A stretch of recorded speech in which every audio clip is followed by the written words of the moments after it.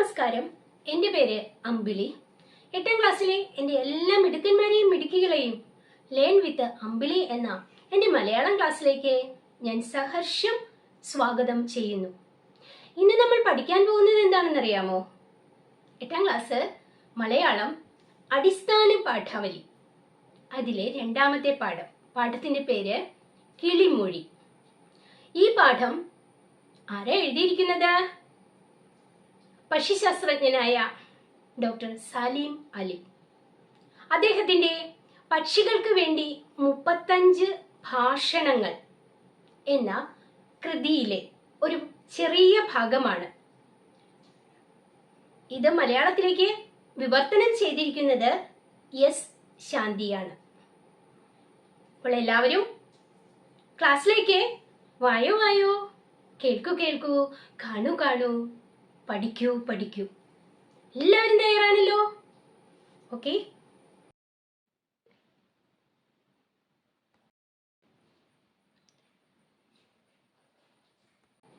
Doctor Saleem അലിയുടെ ചിത്രം കണ്ടല്ലോ. നിങ്ങൾ മുമ്പ് കണ്ടിട്ടുണ്ടോ ഈ ചിത്രങ്ങൾ? നമുക്ക് അദ്ദേഹത്തെ കുറിച്ച് കുറച്ച് കാര്യങ്ങൾ ഒന്ന് പഠിക്കാം. അദ്ദേഹം ലോക പ്രശസ്ത പക്ഷി നിരീക്ഷകരിൽ പ്രമുഖമായ സ്ഥാനം വഹിക്കുന്ന ഒരാളാണ്.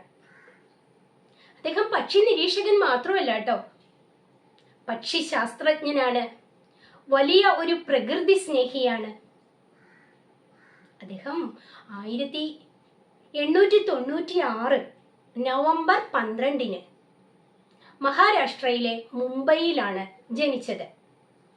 അദ്ദേഹത്തിന്റെ പൂർണ്ണമായ പേര് നമുക്കൊന്ന് നോക്കാം. സലീം മൊയ്സുദ്ദീൻ അബ്ദുൾ അലി. എന്താണ് പൂർണ്ണമായ പേര്? സലീം മൊയ്സുദ്ദീൻ അബ്ദുൾ അലി, ചുരുക്കി സലീം അലി എന്ന് വിളിക്കുന്നു. വളരെ ചെറുപ്പത്തിൽ തന്നെ അദ്ദേഹത്തിന്റെ മാതാപിതാക്കൾ മരണപ്പെട്ടു. അതുകൊണ്ട് അമ്മാവനായ അമീറുദ്ദീന്റെ കൂടെയാണ് സലീം അലി വളർന്നത്. 10 വയസ്സുള്ളപ്പോൾ അമ്മാവൻ നൽകിയ ഒരു എയർഗൺ ഉപയോഗിച്ച് പറന്നു പോകുന്ന ഒരു ചെറിയ പക്ഷിയെ അദ്ദേഹം വെടിവെച്ച് താഴത്തിട്ടു. താഴെ വീണ പക്ഷിയെ അദ്ദേഹം 10 വയസ്സേ ഉള്ളൂ ഓടിച്ചെന്ന് എടുത്തിട്ട് ആ പക്ഷിയെക്കുറിച്ച് മനസ്സിലാക്കുവാനാണ് ശ്രമിക്കുന്നത്. ഈ പക്ഷി ഏതാണ്, ഇതിന്റെ വിഭാഗം ഏതാണ് എന്നൊക്കെ അമ്മാവനോട് ചോദിച്ചു. പക്ഷേ അമ്മാവന് അതിനെക്കുറിച്ച് വലിയ വിവരങ്ങളൊന്നും ഉണ്ടായിരുന്നില്ല. ഒരു ചെറിയ പക്ഷിയാണ്, അതിൻ്റെ തൊണ്ടയിലും കഴുത്തിന് മുകളിലുമൊക്കെ ആയിട്ട് അല്പം മഞ്ഞ നിറവുമുണ്ട്. അമ്മാവൻ എന്താണ് ചെയ്തത്? അമ്മാവൻ ഈ കുട്ടിയെയും കൊണ്ട് ബോംബെ നാച്ചുറൽ ഹിസ്റ്ററി സൊസൈറ്റി അതിൻ്റെ സെക്രട്ടറിയായ WS മില്യാർഡ്സിനെ കാണുവാനായിട്ട് പോയി. മില്യാർഡ്സ് ഈ പക്ഷി ഗവേഷണത്തിലും അതുമായി ബന്ധപ്പെട്ട കാര്യത്തിലും വളരെയധികം അറിവുള്ള ആളാണ്. മില്യാർഡ്സിന്റെ സഹായത്തോടെ ഈ കുട്ടി പക്ഷി ഏതാണെന്ന് മനസ്സിലാക്കുന്നു. ഇത് ഒരു കുരുവിയാണ്. നമ്മൾ ഇതിനെ മണിത്താലി എന്നാണ് വിളിക്കുന്നത്. നമുക്ക് മണിത്താലി പക്ഷിയെ ഒന്ന് കാണാം, അതിന്റെ ചിത്രം ഒന്ന് കാണാം.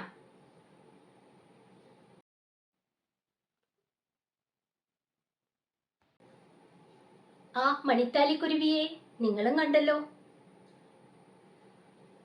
തുടർന്ന് ഇവിടെ പറയുന്നത് ഈ മില്യാർഡ്സുമായുള്ള ബന്ധം നമ്മുടെ സലീം അലിയിൽ ഒരു പക്ഷി നിരീക്ഷകനെ ഉണർത്തുന്നു. മില്യാർഡ്സ് തേച്ച് മിനുക്കി ആ പക്ഷി ഗവേഷകനെ ഇവിടെ സൃഷ്ടിക്കുന്നു. മില്യാർഡ്സുമായുള്ള ആ ഒരു ബന്ധമാണ് തനിക്ക് പക്ഷി ഗവേഷണത്തിൽ പ്രചോദനമായതെന്ന് സലീം അലി പറയുന്നുണ്ട്.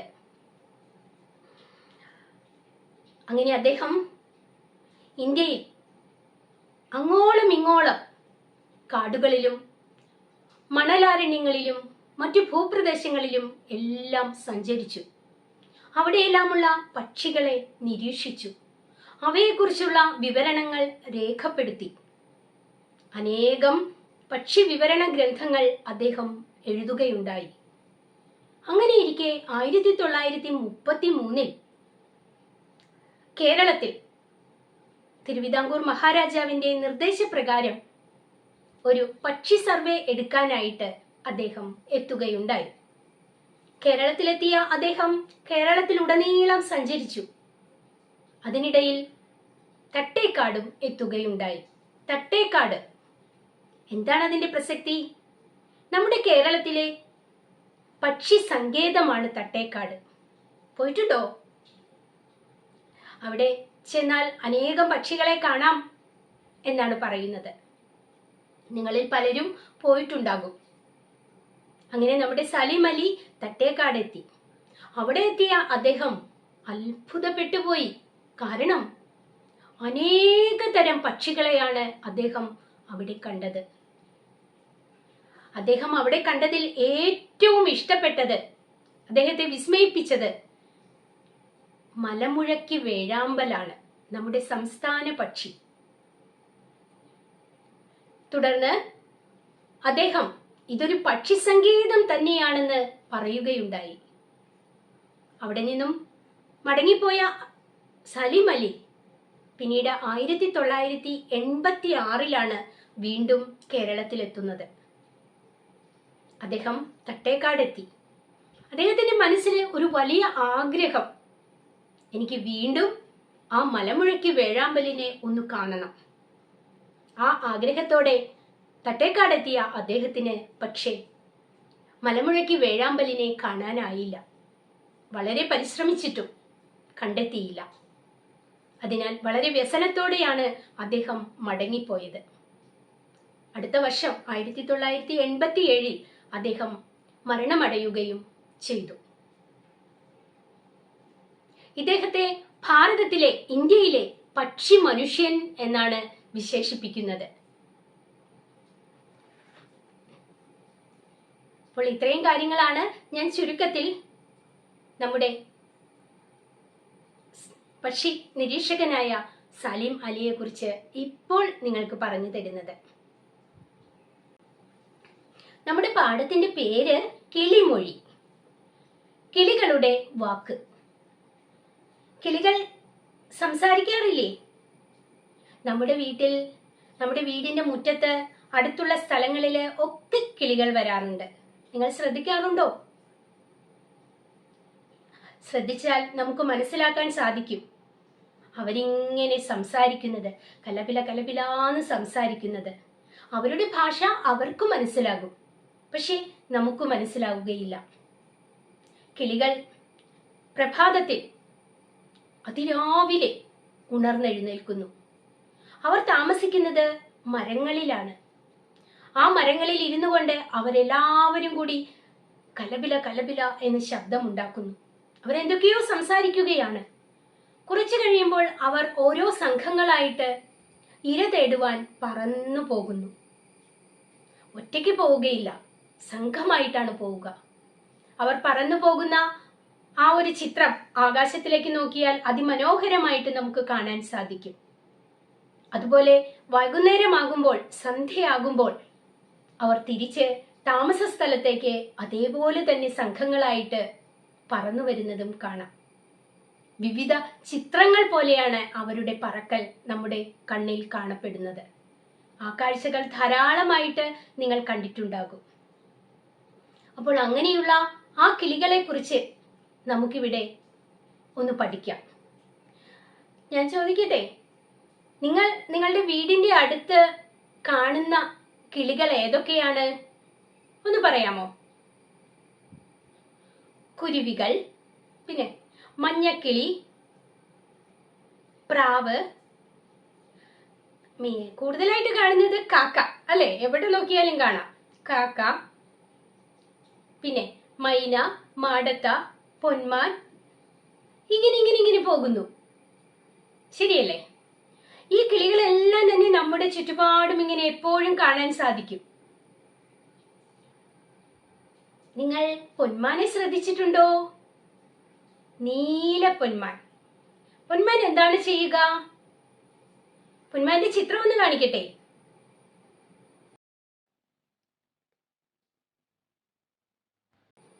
പൊന്മാന്റെ ചിത്രം കണ്ടോ? അതിന്റെ ചുണ്ടെങ്ങനെയാണ് ഇരിക്കുന്നത്? നല്ല നീണ്ടാണ് ഇരിക്കുന്നത്. ഈ പൊന്മാൻ നമ്മുടെ വീടിനടുത്തുള്ള ജലാശയങ്ങളുടെ കരയിൽ ഇങ്ങനെ ഇരിക്കും. എന്നിട്ട് വളരെ ശ്രദ്ധയോടെ ആ വെള്ളത്തിലേക്ക് അങ്ങനെ നോക്കിയിരിക്കും. ഒരു നിമിഷം ഇത് പെട്ടെന്ന് ആ വെള്ളത്തിനുള്ളിലേക്ക് ഒരൊറ്റ മുങ്ങലാണ്. മുങ്ങിപ്പൊങ്ങുമ്പോൾ അതിന്റെ ആ നീണ്ട ചുണ്ടില് ഇങ്ങനെ പിടയ്ക്കുന്ന ഒരു കുഞ്ഞു മീനുണ്ടായിരിക്കും. നല്ല രസകരമായ ഒരു കാഴ്ചയാണ് കേട്ടോ അത്. ഇനി പൊന്മാൻ അങ്ങനെ ഇരിക്കുന്നത് കാണുമ്പോൾ ഒന്ന് നിരീക്ഷിച്ചു നോക്കൂ. ഞാൻ ഈ പറഞ്ഞത് നിങ്ങൾക്ക് അവിടെ കാണാൻ സാധിക്കും. പിന്നെ നമ്മുടെ വീടിന് ചുറ്റുപാടും എപ്പോഴും വരുന്ന ഒരു പക്ഷിയാണ് ഉപ്പൻ. ഉപ്പന് ചെമ്പോത്ത് എന്നും ചകോരം എന്നും പേരുണ്ട്. ഈ ഉപ്പനൊരു പ്രത്യേകതയുണ്ട് കേട്ടോ. ആ പ്രത്യേകതയ്ക്ക് മുമ്പ് ഞാൻ ആ ചിത്രം നിങ്ങളെ കാണിക്കട്ടെ. ഒന്ന് കണ്ടു നോക്കൂ. ചിത്രം കാണുമ്പോൾ നിങ്ങൾക്ക് ആ പക്ഷിയെ ഓർമ്മ വരും.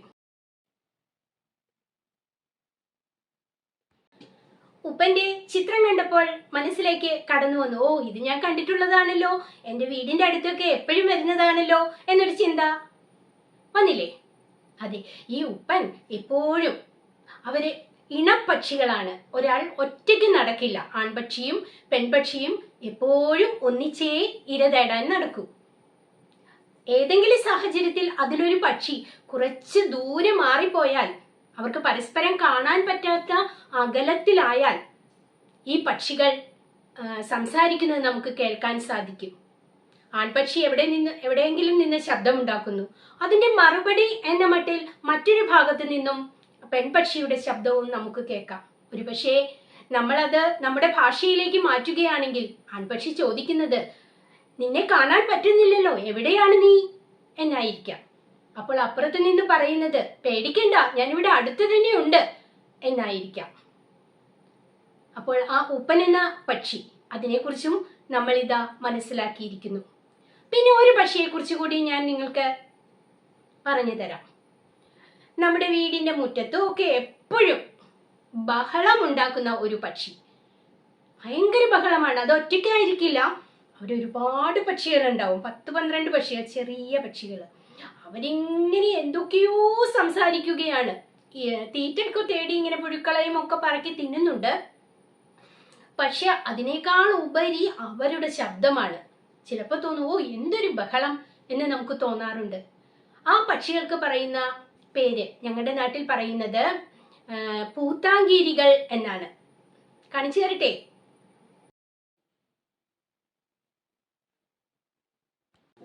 കണ്ടോ? ഇതാണ് പൂത്താങ്കീരി. അത് ഒരെണ്ണത്തിനെ ഞാൻ കാണിച്ചിട്ടുള്ളൂ. ഒരുപാട് പക്ഷികൾ ഒന്നിച്ചായിരിക്കും നടക്കുക. അപ്പോൾ അങ്ങനെ നമ്മളിപ്പോ കുറെ പക്ഷികളെ കുറിച്ച് കണ്ടു, മനസ്സിലാക്കി. നമ്മുടെ പാഠം നമുക്ക് പറഞ്ഞു തരുന്നത് പക്ഷി നിരീക്ഷണത്തെ കുറിച്ചാണ്. അപ്പോൾ നിങ്ങൾ ഇതുവരെ പക്ഷികളെ അങ്ങനെ ശ്രദ്ധിച്ചിട്ടുണ്ടാവില്ല, ശ്രദ്ധിക്കാൻ താല്പര്യമുണ്ടായിട്ടില്ല. പക്ഷെ ഈ പാഠം പഠിച്ചു കഴിയുമ്പോൾ നമുക്ക് ഒരു തോന്നൽ നമ്മുടെ മനസ്സിൽ വരും, തീർച്ചയായിട്ടും നമുക്കും ഒന്ന് പക്ഷികളെ നിരീക്ഷിക്കണം എന്ന്. അപ്പൊ നമുക്ക് നമ്മുടെ പാഠത്തിലേക്ക് പ്രവേശിക്കാം. ഇതാ ഞാനത് വായിക്കാം. വായിക്കുമ്പോൾ ശ്രദ്ധയോടെ കേട്ടിരിക്കുക കേട്ടോ. അദ്ദേഹം പറയുന്നു, എങ്ങനെ വേണം പരീക്ഷണം തുടങ്ങാൻ, പക്ഷി നിരീക്ഷണം തുടങ്ങാൻ എന്ന് പലരും എന്നോട് ചോദിക്കാറുണ്ട്. ഡോക്ടർ സലീം അലി വളരെ പ്രശസ്തനായ പക്ഷി നിരീക്ഷകനാണല്ലോ. അപ്പൊ അദ്ദേഹത്തോട് പലരും ചോദിക്കാറുണ്ട്, സർ എങ്ങനെയാണ് ഈ പക്ഷി നിരീക്ഷണം ആദ്യം തുടങ്ങേണ്ടത് എന്ന്. പക്ഷി നിരീക്ഷണം ആരംഭിക്കാനുള്ള ഏതാനും നിർദ്ദേശങ്ങൾ അഥവാ ടിപ്പുകൾ ഞാൻ പറഞ്ഞു തരാം കേട്ടോ. അദ്ദേഹം കുറച്ച് പക്ഷികളെ എങ്ങനെ നിരീക്ഷിക്കണം എന്നതിനെ കുറിച്ചുള്ള കുറച്ച് ടിപ്പുകൾ നമുക്ക് പറഞ്ഞു തരികയാണ്. അപ്പൊ അതൊന്ന് ശ്രദ്ധിക്കുക. ആ ടിപ്പുകൾ കേട്ടിട്ട് നമുക്കും ഒരു നിരീക്ഷണം അങ്ങ് തുടങ്ങാം അല്ലെ. ഇതാ, നിങ്ങൾക്ക് പരിചയമില്ലാത്ത ഒരു വിചിത്ര പക്ഷിയെ കണ്ടുമുട്ടി എന്നിരിക്കട്ടെ. നമ്മളങ്ങനെ പക്ഷികളെ ഇങ്ങനെ നോക്കി നോക്കി നടക്കുകയാണ് ഒരു പ്രദേശത്ത്. അങ്ങനെ നടന്നപ്പോൾ നമ്മുടെ കൺമുമ്പിൽ ഇതാ ഒരു പക്ഷി ഇരിക്കുന്നു. പക്ഷെ നമ്മൾ അതിനെ ഇതിനു മുമ്പ് കണ്ടിട്ടില്ല, അത് ഏതാണെന്ന് നമുക്ക് അറിയില്ല. ഒരു പരിചയവുമില്ലാത്ത ഒരു വിചിത്ര പക്ഷി. നമ്മൾ ഉടനെ എന്ത് ചെയ്യണം? അവിടെ വെച്ച് തന്നെ ആ പക്ഷിയെ സൂക്ഷ്മമായി നിരീക്ഷിച്ച് നിങ്ങളുടെ നോട്ട് ബുക്കിൽ അതിൻ്റെ ഒരു വിവരണം വളരെ വിശദമായി എഴുതണം. നമ്മൾ ആദ്യം ചെയ്യേണ്ടത്, നമ്മൾ ആ കണ്ടുമുട്ടിയ പക്ഷിയെ നമ്മൾ വളരെ സൂക്ഷ്മമായിട്ട് ശ്രദ്ധയോടെ നിരീക്ഷിക്കണം. നിരീക്ഷിച്ചിട്ട് എന്ത് ചെയ്യണം? നമ്മൾ കണ്ടു മനസ്സിലാക്കിയ കാര്യങ്ങൾ നമ്മുടെ കയ്യിലുള്ള നോട്ട്ബുക്കിൽ വളരെ വിശദമായിട്ട് എഴുതണം. അപ്പൊ തീർച്ചയായിട്ടും പക്ഷികളെ നിരീക്ഷിക്കാൻ പോകുമ്പോൾ നമ്മുടെ കയ്യിൽ എന്തുണ്ടായിരിക്കണം? ഒരു നോട്ട് ബുക്കും ഒരു പേനയും. കാരണം അല്ലെങ്കിൽ നമ്മൾ മറന്നു പോകും എന്തൊക്കെയാണ് കണ്ടത് എന്ന്. അപ്പൊ നമ്മൾ കണ്ട കാര്യങ്ങൾ അപ്പോൾ തന്നെ വിശദമായിട്ട് നമ്മൾ എഴുതി സൂക്ഷിക്കണം. പക്ഷികളെ നിരീക്ഷിക്കാൻ പോകുമ്പോൾ ഈ പക്ഷി ഇരിക്കുന്ന അതിൻ്റെ അടുത്തേക്ക് വളരെ നിശബ്ദമായിട്ട് പതുങ്ങി വേണം ചെല്ലാൻ. നമ്മൾ ചെല്ലുന്നു എന്ന് കണ്ടാൽ ഈ പക്ഷികൾ പെട്ടെന്ന് പറന്നു പോയി കളയും. കാരണം അവർക്ക് ഭയമാണ് നമ്മൾ മനുഷ്യരെ. അതുകൊണ്ട് പക്ഷികൾ അറിയരുത്. വളരെ നിശബ്ദമായിട്ട് ശ്രദ്ധയോടെ നമ്മൾ ചെന്ന് അതിൻ്റെ ഏകദേശം അടുത്ത് ഇരുന്ന് നിരീക്ഷിക്കുക.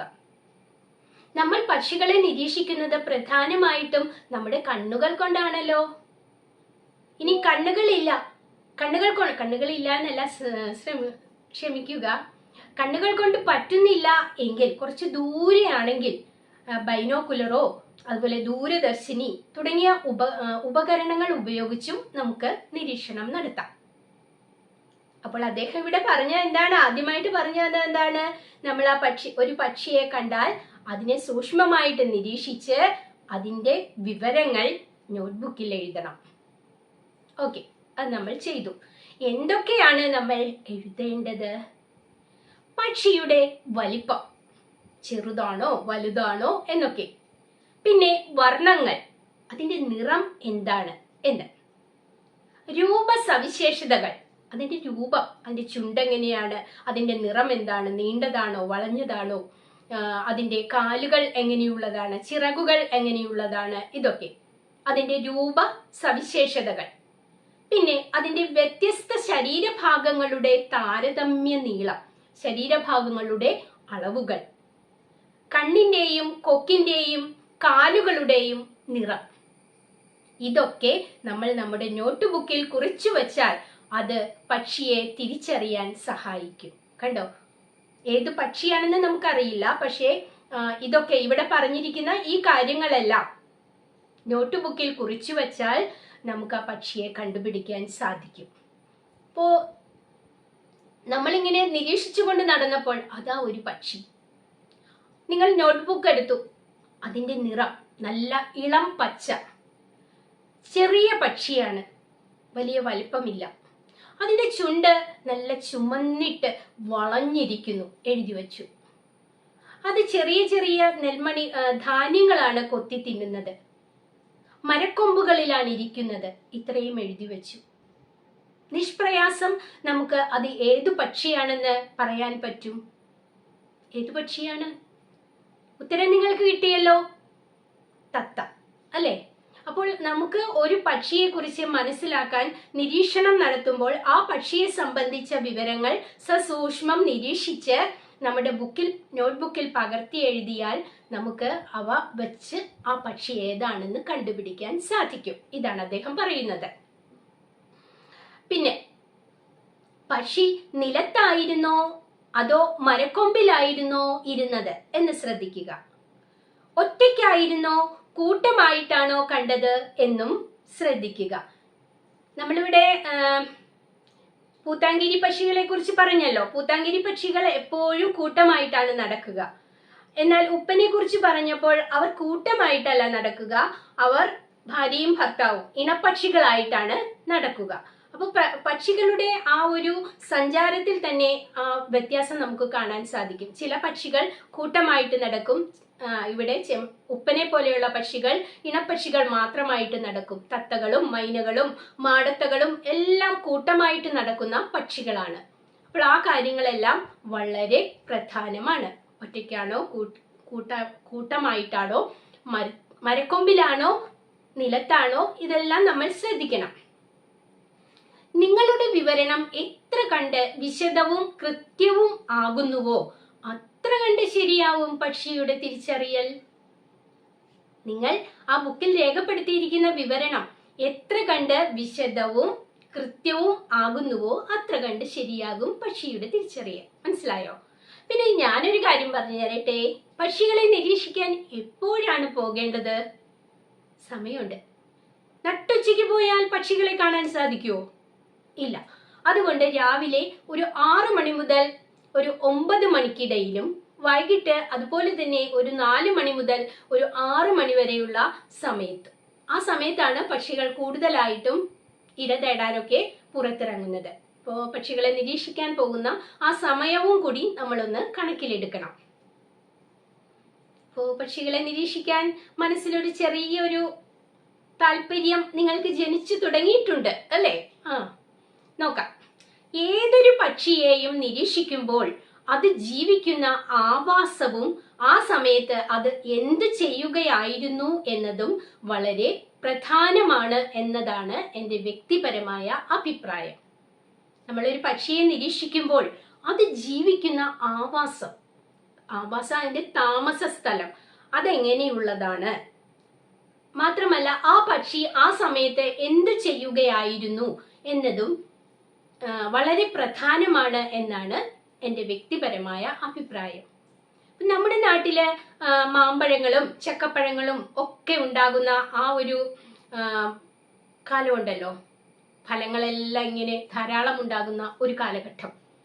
ആ സമയത്ത് നമ്മുടെ നാട്ടിൽ പ്രത്യക്ഷപ്പെടുന്ന ഒരു പക്ഷിയുണ്ട്. അതിനു മുമ്പൊന്നും അതിനെ കാണുകയില്ല. ഇങ്ങനെ മാമ്പഴമൊക്കെ പഴുത്തു വരുന്നു, ചക്കപ്പഴമൊക്കെ പഴുത്തു വരുന്നു, മറ്റു പഴങ്ങളെല്ലാം പഴുത്തു വരുന്നു. ആ സമയത്ത് വരുന്ന കൂ കൂ എന്ന് കൂവുന്ന ഒരു പക്ഷി, ഏതാണത്? അതിന്റെ പേരെന്താണ്? കുയിൽ അല്ലേ? കുയിലിന്റെ കൂവൽ നല്ല രസമല്ലേ? നമ്മൾ പക്ഷികളിലെ പാട്ടുകാരൻ എന്നാണ് കുയിലിനെ വിശേഷിപ്പിക്കുന്നത്. കാരണം അത്ര മനോഹരമായ ഒരു ശബ്ദമാണ് അതിന്റെ ആ കൂകൽ ശബ്ദം. കുയിലിങ്ങനെ കൂകുമ്പോൾ നമ്മളും അതിനോടൊപ്പം കൂകാറുണ്ട് അല്ലേ? മറുകൂകൽ. നമ്മുടെ കൂകൽ കേൾക്കുമ്പോൾ ആ കുയിലിന്റെ കൂകൽ പലപ്പോഴും നിന്നു പോവാറുണ്ട്. അതാണ് സത്യം. അത് പേടിച്ചിട്ടായിരിക്കും അല്ലെ, ഇത് ആരാണ് ഈ കൂകുന്നത് എന്ന് വിചാരിച്ച്. എന്തായാലും ആ കുയില് ഒരു ദേശാടന പക്ഷിയാണ്.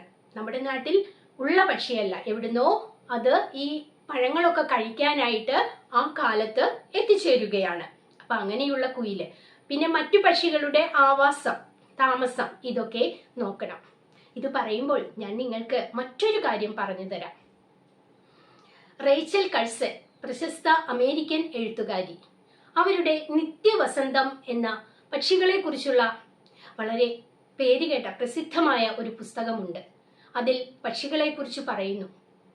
അമേരിക്കൻ ഐക്യനാടുകളിൽ ഇപ്പോൾ വസന്തമെത്തുമ്പോൾ പക്ഷികളുടെ ആരവം ഇല്ലാതായിരിക്കുന്നു എന്ന്. വസന്തകാലം, പ്രകൃതി മുഴുവൻ പൂത്തുലഞ്ഞു നിൽക്കുന്ന അതിമനോഹരമായ കാലം. ഒരു പുൽനാമ്പിന്റെ തുമ്പിൽ പോലും ഒരു കൊച്ചു പൂവ് വിരിയുന്ന കാലം. പൂക്കൾ മാത്രമാണോ പ്രകൃതിയുടെ സൗന്ദര്യം? പൂക്കളോടൊപ്പം ആ പ്രകൃതിക്ക് സൗന്ദര്യത്തിന്റെ മാറ്റുകൂട്ടുവാൻ പക്ഷികളും വേണം അല്ലെ? പക്ഷികളും പ്രകൃതിയുടെ സൗന്ദര്യം തന്നെയാണ്. പക്ഷെ ഇവിടെ ഈ എഴുത്തുകാരി പറയുന്നത്, ഇതാ വസന്തമെത്തിയിട്ടും പക്ഷികൾ എത്തുന്നില്ല എന്നാണ്. എവിടെ പോയി പക്ഷികൾ? അതിനു മുൻപ് എല്ലാ വർഷങ്ങളിലും പക്ഷികൾ ധാരാളമായിട്ട് വരുന്നതാണ്. അവിടെയുള്ള ആളുകൾ ഈ പക്ഷികളെ എതിരേൽക്കും. അവർ ഭക്ഷണമെല്ലാം എടുത്തു വയ്ക്കും. ആ ഭക്ഷണമെല്ലാം കഴിച്ച് സന്തോഷത്തോടെ മടങ്ങിപ്പോകുന്ന പക്ഷികൾ ഉണ്ടായിരുന്നു. പക്ഷിസ്നേഹികളായ പലർക്കും ഈ പക്ഷികൾ വരാതിരിക്കുന്നത് വളരെയധികം വിഷമത സൃഷ്ടിച്ചു. സത്യത്തിൽ സംഭവിച്ചത് ഇതായിരുന്നു. ഈ പക്ഷികളുടെ ആവാസം അവിടെയുള്ള എൽമ് മരങ്ങളിലായിരുന്നു. എൽമ് മരം. ഇവിടെ എൽമ് മരത്തിന് ഗുരുതരമായ ഒരു രോഗം പിടിപെട്ടു. മരങ്ങൾ നശിക്കാൻ തുടങ്ങി. ഇത് കണ്ട ഗവൺമെന്റ് ഈ മരങ്ങളുടെ രോഗം മാറാനായിട്ട് അതിൽ ചില മരുന്നുകൾ തളിച്ചു, വിഷമരുന്നുകൾ.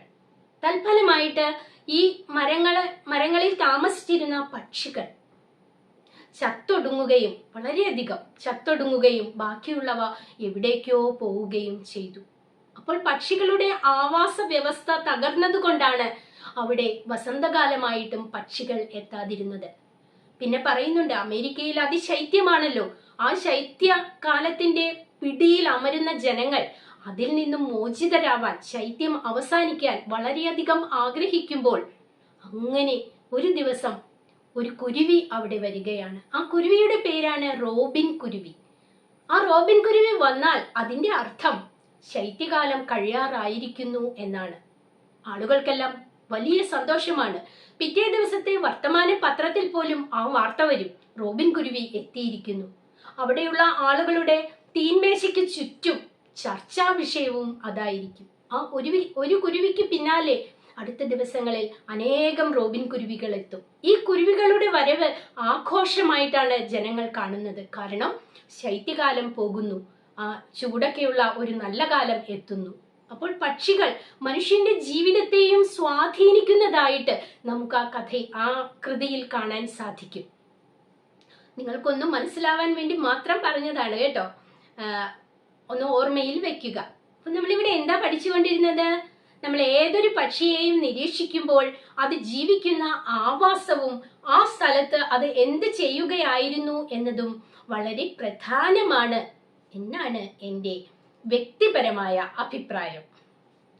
ആ പക്ഷി ഏതായിരിക്കും എന്ന് കണ്ടെത്താനുള്ള സാധ്യതകളുടെ പരിധി ചുരുക്കാൻ ഈ വിവരങ്ങൾ സഹായിക്കും. പക്ഷിയെ പെട്ടെന്ന് നിരീക്ഷിക്കാനും അത് ഏതാണെന്ന് നമുക്ക് കണ്ടുപിടിക്കാനും ഈ പക്ഷിയെ സംബന്ധിക്കുന്ന ആവാസ വ്യവസ്ഥയും മറ്റും നോക്കിയാൽ നമുക്ക് സാധിക്കുന്നതാണ്. ഇനി അദ്ദേഹം നമുക്കൊരു ഉദാഹരണം തരുന്നുണ്ട്. ഇവിടെ ഒരു പക്ഷിയുടെ നിറം കറുപ്പാണ്, എന്നാൽ അത് ബലിക്കാക്കയേക്കാൾ ലേശം വലുതാണ്. അതിന്റെ കൊക്ക് കൂർത്തതാണ് എന്നാരെങ്കിലും പറഞ്ഞെന്നിരിക്കട്ടെ. നിങ്ങളോട് വന്നിട്ട് പറയുകയാണ്, ഞാനൊരു പക്ഷിയെ കണ്ടു, ആ പക്ഷി അതിന്റെ നിറം നല്ല കറുപ്പാണ്, പക്ഷെ അത് കാക്കയല്ല, ബലിക്കാക്കയേക്കാൾ കുറച്ചുകൂടി വലുതാണ്. പിന്നെ അതിന്റെ കഴുത്തിന്, അതിന്റെ കൊക്കിന് കുറച്ച് കൂർത്താണ് ഇരിക്കുന്നത്. അതിന്റെ കൊക്ക് നിങ്ങൾക്ക് പറയാൻ സാധിക്കുമോ അത് ഏത് പക്ഷിയാണെന്ന്? ഇത്രയും കേട്ടാൽ നമുക്കൊന്ന് ആലോചിക്കേണ്ടി വരും. നമ്മളിങ്ങനെ അത് ഏതായിരിക്കും, കാക്കയല്ലല്ലോ, കാക്കയുടെ ചുണ്ട് അങ്ങനെ നീണ്ടതല്ലല്ലോ എന്നൊക്കെ നമ്മളിങ്ങനെ ആലോചിക്കും. പക്ഷെ അടുത്ത വാക്യം ഒന്ന് ശ്രദ്ധിക്കൂ. ആ നിരീക്ഷകൻ പറയുകയാണ്, ഈ പക്ഷികൾ കൂട്ടമായിട്ട് ഒരു കുളത്തിന് നടുവിലെ പട്ടമരത്തിൽ ചിറകു വിരിച്ചിരുന്ന് വെയിൽ കായുകയായിരുന്നു. അതാണ് അടുത്ത നിരീക്ഷണം. ഈ പക്ഷികൾ ഒരു കുളത്തിന് നടുവിലെ പട്ടമരത്തില്, അവിടെ ഒരു മരത്തില്, പട്ടമരം, ഉണങ്ങി നിൽക്കുന്ന ഒരു മരം, ആ മരത്തില് അങ്ങനെ ചിറക് വിരിച്ചിരുന്ന് വെയിലു കായുകയായിരുന്നു എന്ന് പറയുകയാണെങ്കിൽ പെട്ടെന്ന് നമുക്ക് അത് ഏതു പക്ഷിയാണെന്ന് പറയാൻ സാധിക്കും. കാരണം വെള്ളത്തിൽ മുങ്ങി മത്സ്യത്തെ പിടിച്ചു കഴിക്കുന്ന കറുത്ത നിറമുള്ള കഴുത്ത് നീണ്ട ചുണ്ടു നീണ്ട ആ പക്ഷി തീർച്ചയായിട്ടും നീർക്കാക്ക തന്നെ എന്ന്. നീർക്കാക്കയെ കണ്ടിട്ടുണ്ടോ? ഞാൻ കാണിച്ചു തരട്ടെ.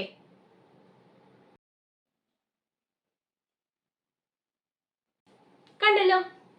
കണ്ടപ്പോൾ ഇത് ഞങ്ങൾ കണ്ടിട്ടുണ്ട് എന്നല്ലേ നിങ്ങൾ പറയുന്നത്?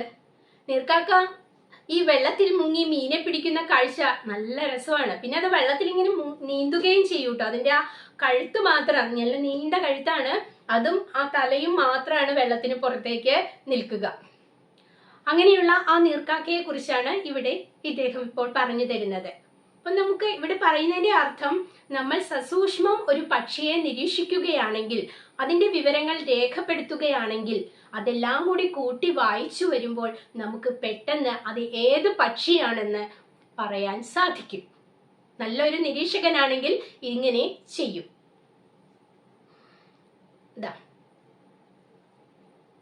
അതൊരു കാക്കയല്ല എന്ന് പെട്ടെന്ന് തീർച്ചയാക്കുകയും ഈ പക്ഷി പറന്ന് ജലാശയത്തിന് മേൽ വന്നിറങ്ങി എന്നും കൂടി അറിഞ്ഞാൽ നിങ്ങൾക്ക് തീർച്ചയാക്കാം അതൊരു നീർക്കാക്കയാണെന്ന്. ഇനി നമുക്ക് ഒരു പ്രദേശത്തെ പക്ഷികളെ കുറിച്ച് നല്ല വിവരമുള്ള ഒരാളുടെ കൂടെ, അയാൾ വിദഗ്ധനാവണം എന്നില്ല, പക്ഷികളെ അന്വേഷിച്ചിറങ്ങുക എന്നതാണ് പക്ഷികളെ തിരിച്ചറിയാൻ പഠിക്കാനുമുള്ള ഏറ്റവും മികച്ച വഴി. അപ്പൊ പക്ഷികളെ തിരിച്ചറിയാനും പഠിക്കാനുമുള്ള ഏറ്റവും മികച്ച വഴി എന്ന് ഡോക്ടർ സലീം അലി പറയുന്ന കാര്യം ഏതാണ്? നമ്മൾ പക്ഷികളെ നിരീക്ഷിക്കാൻ ഇറങ്ങുമ്പോൾ ഒറ്റയ്ക്കാവരുത്, കൂടെ ആരുണ്ടാവണം? ഒറ്റയ്ക്ക് പോയി എഴുതി കുഴപ്പമില്ല, നമുക്ക് ഒറ്റയ്ക്ക് തന്നെ പോയി നിരീക്ഷിച്ച് വിവരങ്ങളൊക്കെ രേഖപ്പെടുത്താം. എന്നാൽ ഈ പക്ഷി നിരീക്ഷണം ഏറ്റവും മികച്ചതാവണമെങ്കിൽ നമ്മുടെ കൂടെ ഒരാൾ കൂടി, അതെങ്ങനെയുള്ള ആളായിരിക്കണം? പക്ഷികളെ കുറിച്ച് നല്ല വിവരമുള്ള ഒരാൾ. വലിയ വിദഗ്ധനൊന്നും ആവണ്ട, വലിയൊരു പക്ഷി നിരീക്ഷകനൊന്നും ആവണമെന്നില്ല. പക്ഷികളെ കുറിച്ച് ഏകദേശം നല്ല വിവരമുള്ള ഒരാള്, അങ്ങനെയുള്ള ഒരാൾ കൂടി നമ്മുടെ കൂടെ ഉണ്ടെങ്കിൽ നമ്മുടെ പക്ഷി നിരീക്ഷണം ഏറ്റവും മികച്ചതാവും. നമുക്കറിയാത്ത കാര്യങ്ങളെല്ലാം അദ്ദേഹം പറഞ്ഞു തരും. വളരെ സൂക്ഷ്മവും ആത്മാർത്ഥവുമായ ശ്രദ്ധയോടെ വേണം പക്ഷികളെ കൃത്യമായി പേരറിഞ്ഞ് തിരിച്ചറിയാനും വർഗീകരിക്കാനും. ധാരാളം പക്ഷികളുണ്ട്. ചിലപ്പോൾ ചില പക്ഷികളെ കണ്ടാൽ ഒരുപോലെ ഇരിക്കും. ഇപ്പൊ കുരുവികൾ തന്നെ എത്ര ഇനങ്ങളാണ്, പലതരം ഇനങ്ങളാണ് കുരുവികൾ. അപ്പോൾ നമ്മൾ ചെയ്യേണ്ട കാര്യം വളരെ സൂക്ഷ്മം, വളരെ ശ്രദ്ധ, വളരെ സൂക്ഷ്മതയോടെയും ആത്മാർത്ഥതയോടെയും വേണം. ആത്മാർത്ഥത വേണം. എനിക്ക് ഈ പക്ഷി വെറുതെ ആരെങ്കിലും പറഞ്ഞിട്ട് ഓടിച്ചെന്ന് ഒന്ന് നിരീക്ഷിക്കാം എന്നല്ല വിചാരിക്കേണ്ടത്. നമുക്ക് തന്നെ നമ്മുടെ മനസ്സിൽ എനിക്ക് ആ പക്ഷികളെ നിരീക്ഷിക്കണം, അതിനെക്കുറിച്ച് കൂടുതലായിട്ട് അറിയണം, അത് ഏതാണ് എന്താണ് എന്നൊക്കെ വ്യക്തമായിട്ട് അറിയണം എന്ന ഒരു മനസ്സുണ്ടാവണം, നമുക്കുണ്ടാകണം. അപ്പോൾ വളരെ സൂക്ഷ്മമായിരിക്കണം, ആത്മാർത്ഥവും ശ്രദ്ധയോടെയും വേണം നമ്മൾ എന്ത് ചെയ്യാൻ? പക്ഷികളെ നിരീക്ഷണം നടത്താൻ. അങ്ങനെ പക്ഷികളെ കൃത്യമായിട്ട് പേരറിഞ്ഞ് തിരിച്ചറിയാനും വർഗീകരിക്കാനും. മനസ്സിലായല്ലോ? അപ്പൊ പക്ഷികളെ നമ്മൾ നിരീക്ഷിക്കാൻ പോകുമ്പോൾ വളരെ സൂക്ഷ്മമായിട്ടും ആത്മാർത്ഥമായിട്ടും ശ്രദ്ധയോടെയും കൂടി വേണം പോകാൻ. അവയെ കണ്ട് പഠിച്ച് വേർതിരിക്കാൻ. എങ്കിൽ മാത്രമേ നമുക്ക് ലഭിക്കുന്ന വിവരത്തിന് ശാസ്ത്രീയമായ ഒരു മൂല്യം ഉണ്ടാകൂ. അങ്ങനെയൊക്കെ ചെയ്താൽ മാത്രമേ നമ്മൾ ചെയ്ത ആ പ്രവൃത്തിക്ക്, പക്ഷി നിരീക്ഷണത്തിന് ഒരു ശാസ്ത്രീയ മൂല്യം ഉണ്ടാകൂ എന്നാണ് അദ്ദേഹം പറയുന്നത്.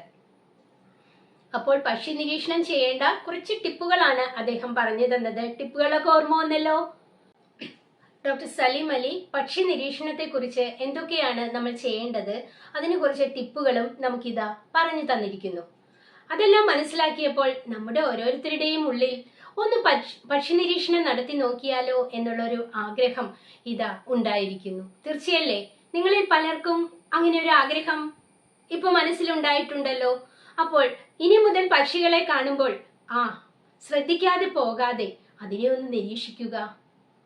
തീർച്ചയായിട്ടും ഡോക്ടർ സലീം അലിയുടെ ഇത്തരത്തിലുള്ള നിർദ്ദേശങ്ങളുടെ ഫലമായിട്ട് ഭാരതത്തിൽ പിൽക്കാലത്ത് വളരെയധികം പക്ഷി നിരീക്ഷകരുണ്ടായി എന്നാണ് പറയുന്നത്. അപ്പൊ നിങ്ങളിൽ ഓരോരുത്തരിൽ നിന്നും നല്ലൊരു പക്ഷി നിരീക്ഷകൻ ജനിക്കട്ടെ എന്ന് ഞാൻ ആശംസിക്കുന്നു. അപ്പൊ ഈ പാഠത്തിലെ നോട്ട്സുമായിട്ട് ഞാൻ അടുത്ത ക്ലാസ്സിൽ വരാം. അപ്പോൾ എല്ലാവരും എൻ്റെ ക്ലാസ് ഒന്ന് എന്ത് ചെയ്യണം? ലൈക്ക് ചെയ്യണം, സബ്സ്ക്രൈബ് ചെയ്യണം, ക്ലാസ്സിനെ കുറിച്ച് കമന്റുകളും രേഖപ്പെടുത്തണം, മറക്കില്ലല്ലോ. അപ്പൊ നമുക്ക് അടുത്ത ക്ലാസ്സിൽ വീണ്ടും കാണാം. അതുവരെ എല്ലാവർക്കും നന്ദി, നമസ്കാരം.